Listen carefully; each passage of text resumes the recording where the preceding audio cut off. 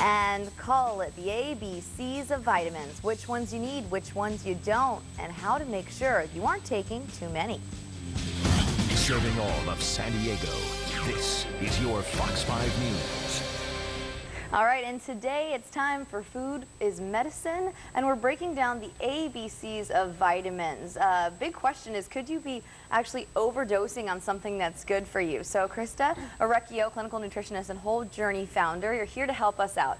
I've never thought that you could overdose on a vitamin, but you can, you're saying. Yes, too much of a good thing, right? I guess so. There's a couple vitamins that you want to watch out for. And one of them is vitamin D. I know we were saying that you're taking vitamin D. You get something called hypervitaminosis, which just means too much. And so we have to keep our vitamin levels within balance. It's a game of biochemistry. If you have too much vitamin D, you can get constipation, irritability, fatigue. It can actually dehydrate you. That's why it's so important to check your vitamin D levels once or twice a year when you get your blood work done. Right. So, and I guess in this situation I was saying I take calcium with vitamin D, and isn't that to help calcium be absorbed by the body? Yes. Okay. Thank you. Yeah, we're going to talk all about the vitamins and vitamin D. Yes. Okay. And then, but I also want to talk about ones that you can overdose on. Melatonin. What is that? A lot of people take melatonin for sleep. It's an actual hormone that induces sleep. And a lot of times we're all on technology or TV and that suppresses melatonin when you have those electromagnetic fields, so people take it to help them sleep. However, if you get nightmares or vivid dreams or you wake up groggy, that's a sign that that's not what's going to help you sleep, and that's an actual overload, and that can cause its own set of hormonal imbalances. So you got to know what you're doing when you're taking vitamins, and then they can be really supportive. It's all about the quality. I was going to say, how do you know how much naturally your body just has and how much you need to take? And that's why we're going to get to the ABCs, the vitamin ABCs. So can you break that down for us? Sure. Yeah, those are 3 really important vitamins, and I'm going to add D to that as well on the other side of the argument. Vitamin A is super important, and I prefer that people get it through food, through grass-fed beef and grass-fed butter and animal products because it's fat-soluble. And vitamin A is so important to help the body fight off infection and protect bacteria from coming into the body. And if it's too late and you already have an infection, vitamin A can help boost your white blood cells to help fight it. So that's why that's just super crucial. Especially during flu season. Oh, in the middle of winter with the weather that we're having, we're not used to this in San Diego, right? Right.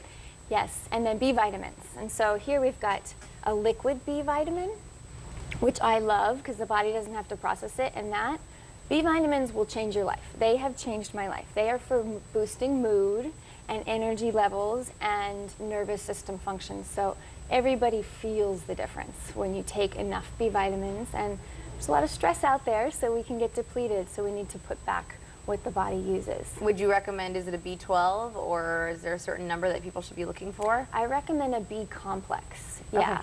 So 50 to 100 milligrams a day of a good, high-quality, food-based B complex. Okay, and let's move on to the C and D and get those right really quickly, if we could. Vitamin C, so I brought a bottle of vitamin C, and then also a superfood, camu. Vitamin C is so important for collagen production. Okay. So it helps with skin, and it helps balance the neurotransmitters in the brain, obviously helps to boost immunity. And then vitamin D, that's essential. I run a lot of lab work, so a lot of people are deficient. Maybe 80% of people are deficient in vitamin D, and that, like you said, helps transport calcium into the bones. So many women are taking just calcium for osteoporosis and osteopenia, and it's not helping because you actually need that calcium to go where it needs to go, into the bones. Perfect. I know a lot of people are watching right now. They're wondering what these are over here, and they're also thinking, if I'm going to walk into a vitamin shop and I don't have a ton of money to just scour the shelves and do my ABCs, what are the most important things to have that my body is depleted of? Exactly. So 3 things, you know, without knowing anyone, I could say 3 things that would cover your bases are a good quality multivitamin.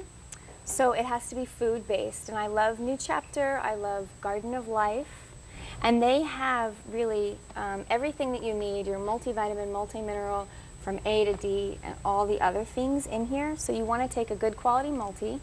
This one here, have you ever heard of Vitamineral Green? I have. Okay. I've seen it in liquid. Is that true? Yeah. Is it like a powder? Powder. Okay. Yeah, but that tastes a little swampy, you know, so I would rather take it in pills. But so this is basically for cellular detox, and just to do the life's cleanup work, because we're going to get toxins from the environment and from our foods. Running outside, being everywhere. Yeah, exactly. Totally. And then this is something the body doesn't have to convert. So this is just so important to take a few of these, and you can follow the instructions. And they also have probiotics, which support gut health. And then fish oil. Fish oil is really important. The body can't make omega-3 fatty acids, so we have to take them in. And it's all about quality. I like this Barlean's fish oil, and I like New Chapter, Nordic Naturals.